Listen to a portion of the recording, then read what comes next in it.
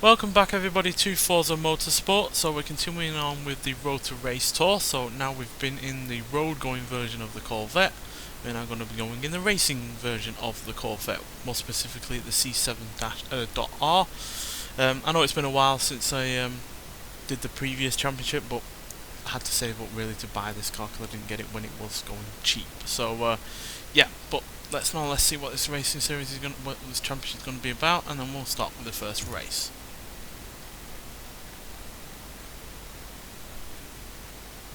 Both the Corvette Z06 road car and the C7R race car are the result of a long-standing and storied partnership between two titans, General Motors and Pratt & Miller Racing. By 2012, GM was on their 7th generation Corvette, and Pratt & Miller had been winning races with Corvettes for over 10 years. Building upon the Z06 road cars was the C7R. Lessons learned while racing fed back into the road cars, and these updates offered more performance potential for the race team to exploit. On track, the C7R was a success by any measure. 16 wins, including marquee races at Daytona, Sebring, and Le Mans, as well as 3 championship titles, proved the strength of this partnership.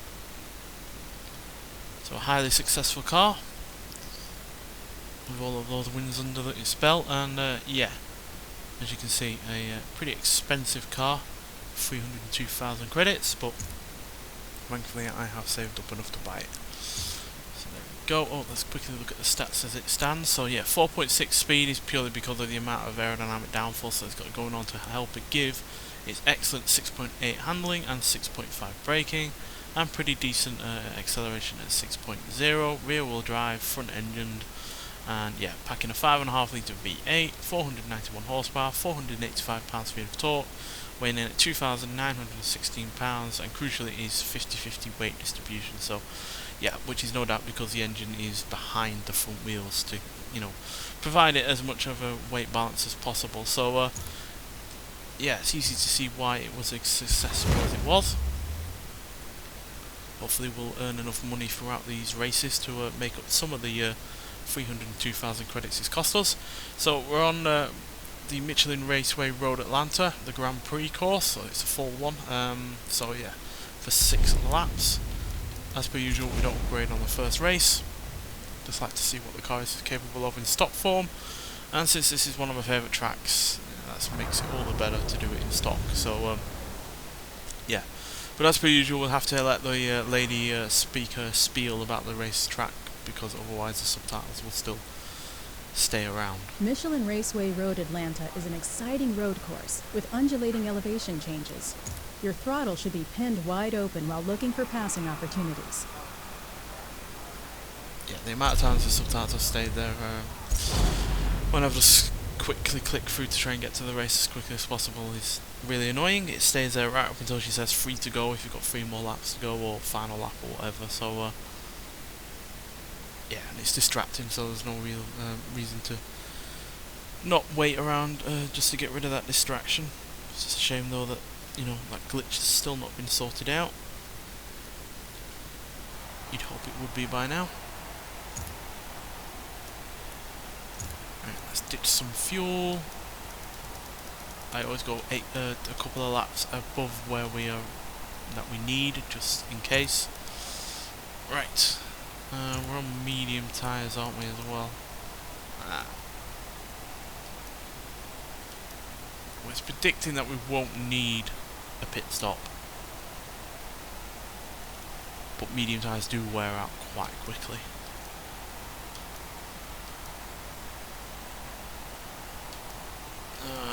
We'll go with hard. I know it's going to be a slower car in the main, but it should mean that our tyres won't wear out. And yeah,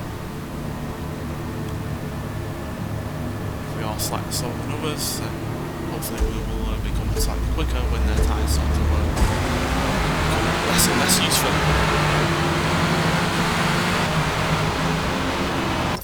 That looks like a bit like it's on the loud side. No, it seems to have not changed.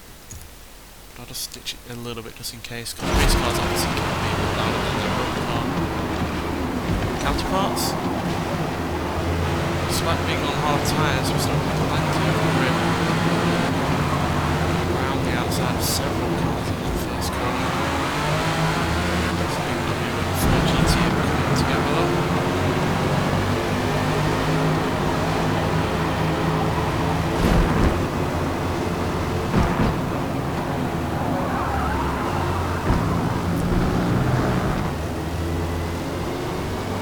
Apparently this game's getting a heavy update soon. Apparently Bathurst is being added, as well as drifting. They're the only details that I know about. I didn't really look into it outside of the headlines, but yeah, that's pretty cool. I'm not particularly a big drifting fan. That's probably not particularly good at it. So yeah, especially won't be on this game. I'm reasonable on Forza 5, but the simulation physics on this course has no doubt make that a lot more difficult than it is on Forza 5, but you know, have a little bit of leeway to play with.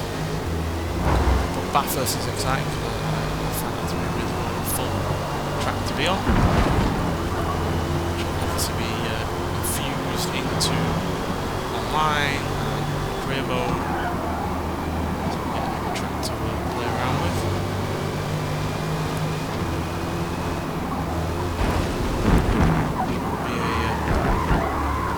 Big treat for Australians out there as well. So finally have a track in the country. See America, UK, Germany, Japan already represented, so it's for Australia to finally get one of its tracks on this game.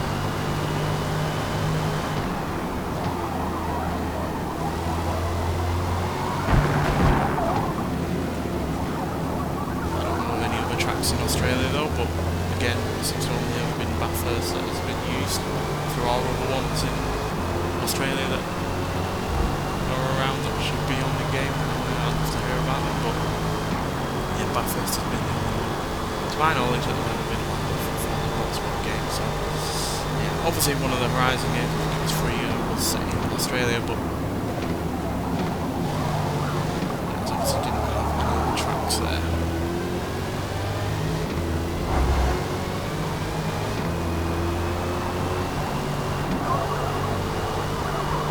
Handling is fairly decent on this considering the hard tyres. It's just that I've been on many a multi-class racing, which is another thing that's been added to this game, and yeah, had the medium tyres on, and yeah, they didn't last much past 6 laps, so obviously this is a 6 lap race, but I feel like a race car like this will be even harder on its tyres than a normal road car, so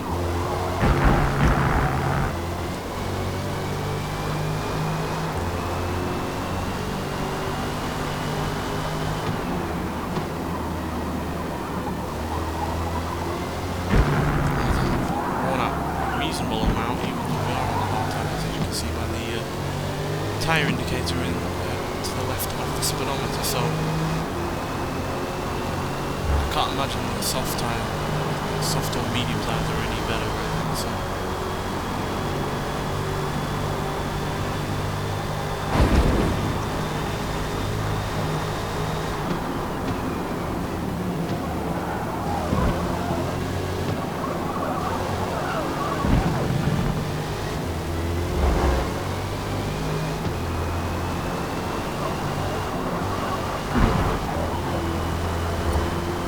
left.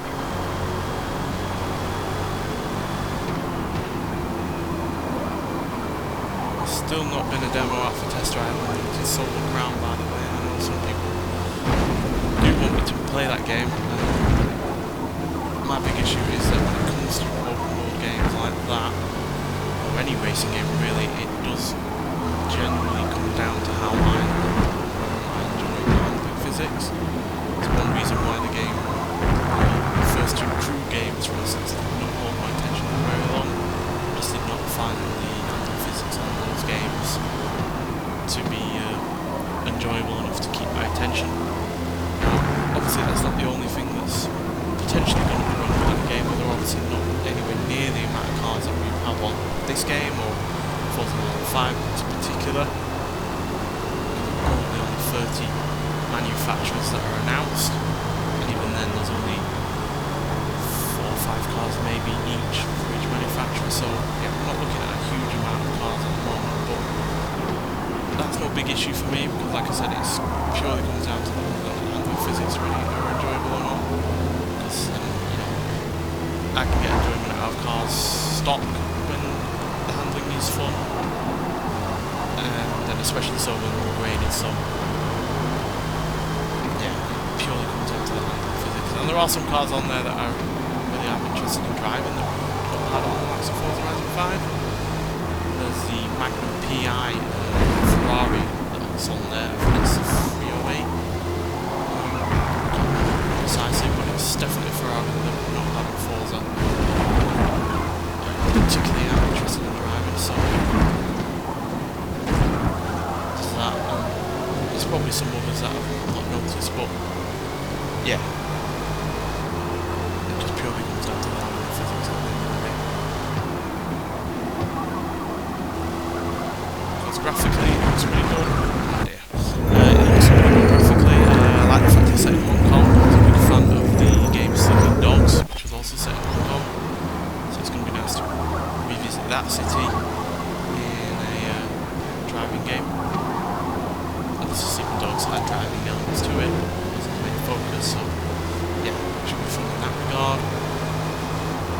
We're also adding the island of Ibiza in an update in December, I believe, which was the main island for the second game. So the fact they're adding an entire other island to drive around on is quite insane. It does concern me though that they might well be going for scope in terms of the worlds that you can drive in rather than depth. So yeah, what have to say about that? Last lap. Doesn't look like anyone's tyres are wearing out. I'm not going for the best option in terms of tyres here. I am gaining on this BMW, so I might not have any issues. But yeah, test drive unlimited, like I said, again, it just purely comes down to the handling.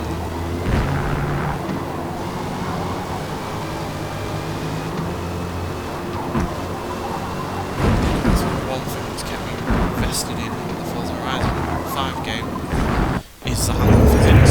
Obviously it's helped that they've continually been adding cars, new cars to the series, or just generally new cars to the game. But if the handling physics were awful, or you know, just not particularly engaging or fun, then yeah, those new cars wouldn't really have lasted as long as they have.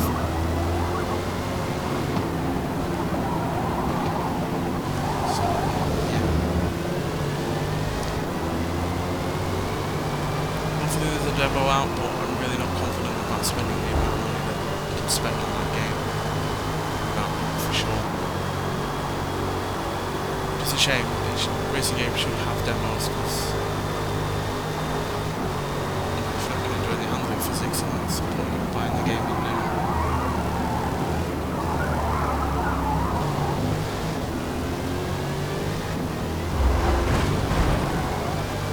I believe if we had another lap we would have got one, but unfortunately the tyre strategy we had there did not work out. But still, 4th is decent start to the championship. You know, it's not the worst position we could have been in. Out there. But as you can see, they were slightly, especially 3rd place was slightly quicker than us in terms of lap time. 6th place also, 6th, 7th, 8th, 9th. Yeah, pretty much everyone was quicker than me, to be honest, and that's purely because of the tyres. So yeah, unfortunately it didn't work out in that regard. But still, 4th place is decent. And hopefully we can upgrade the car in some regard to offset using hard tyres if we feel that's necessary. So yeah, I don't think it'll be necessary here though. It's only 5 laps. I know it's a longer circuit, but with the amount of straights on, well, the amount of fast parts on this course, it shouldn't be as heavy on the tyres. So we can get rid of the restrictor plate, so we can put it up to 525 or 623. So yeah, we'll do that. Brakes, Surprised it doesn't have race brakes already, considering it's a race car, but there we go. We'll increase the width for the tyres.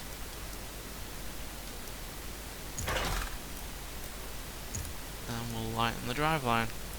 Pretty much all we can do. Obviously we could put drag tyres on it, but that's not going to help the handling whatsoever. It would increase the acceleration massively, as you can see, and the braking for that matter, but yeah, drag tyres do not last anywhere near as long as you know, slick tyres or normal road tyres. So you might well get that initial braking, but it wouldn't last very long. Right, so let's see what we can do in this second race for this episode. Second and final race for this episode, in fact. As per usual, we like to split them in two.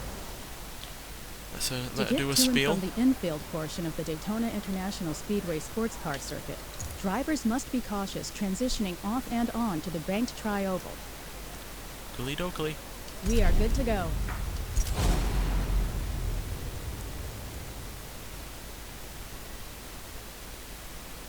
I think medium tyres will do here.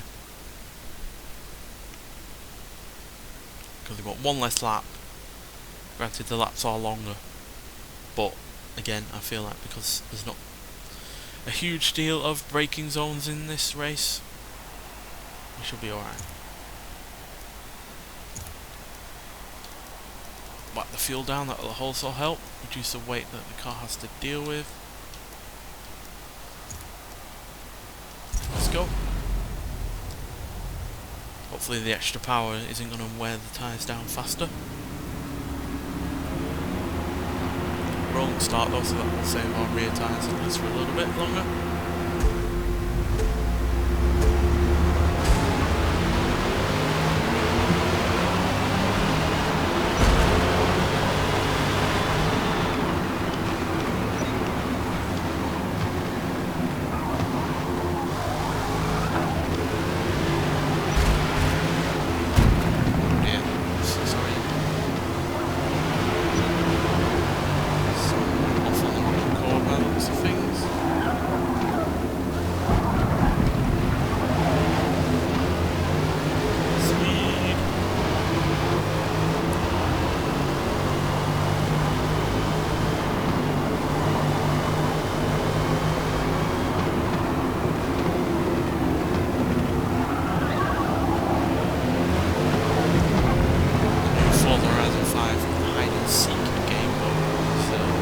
Launching on the 12th of September as well, by the way, so yeah, looking forward to that one.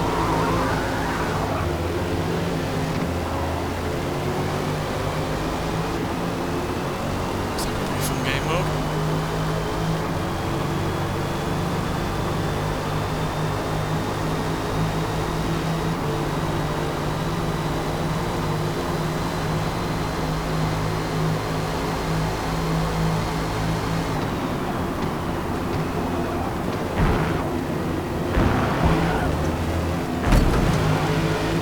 Slow there, BMW.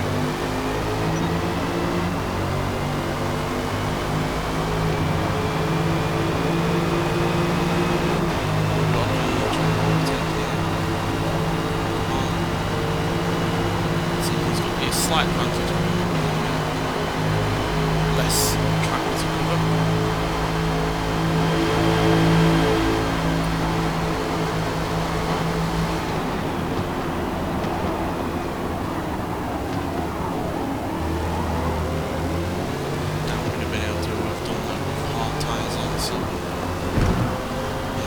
We've got a good overtaking.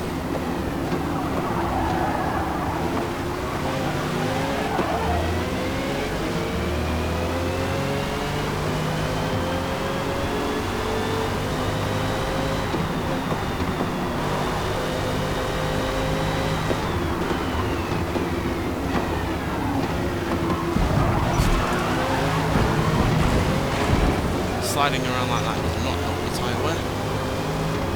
Tip there.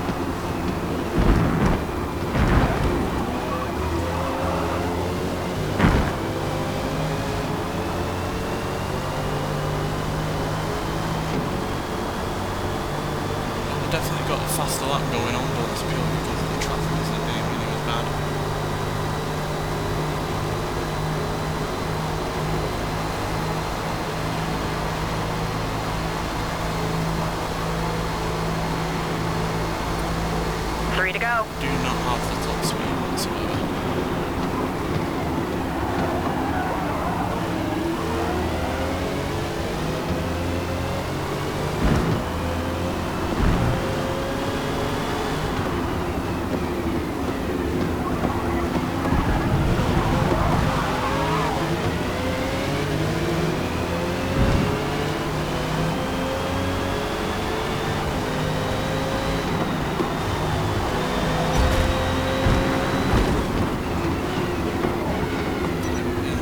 Total time penalty is about half a second. Nudge.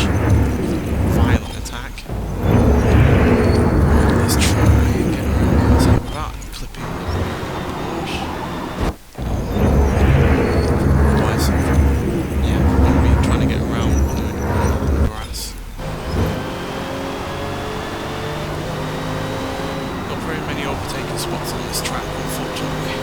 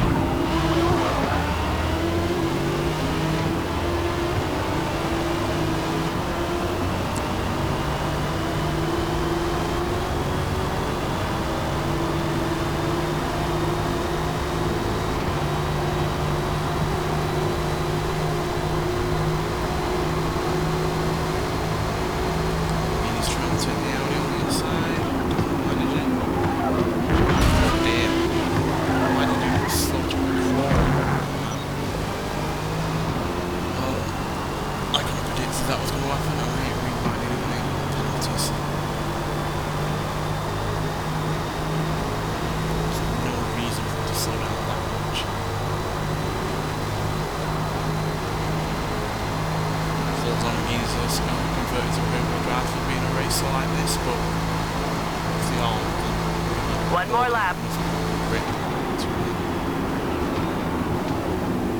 Continue on.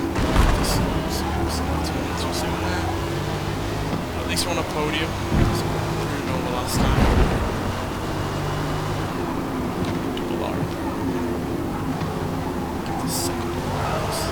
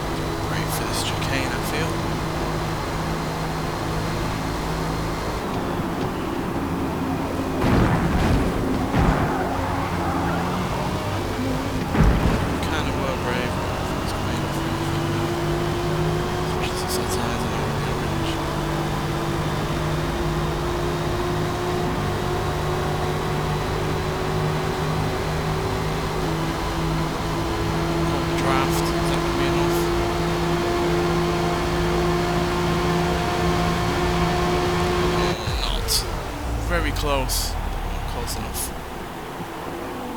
Interesting to see the overall times there. Yeah. Well done. Less than 0.1 of a second in it. Oh well. We improved by 9 positions though, so that's good.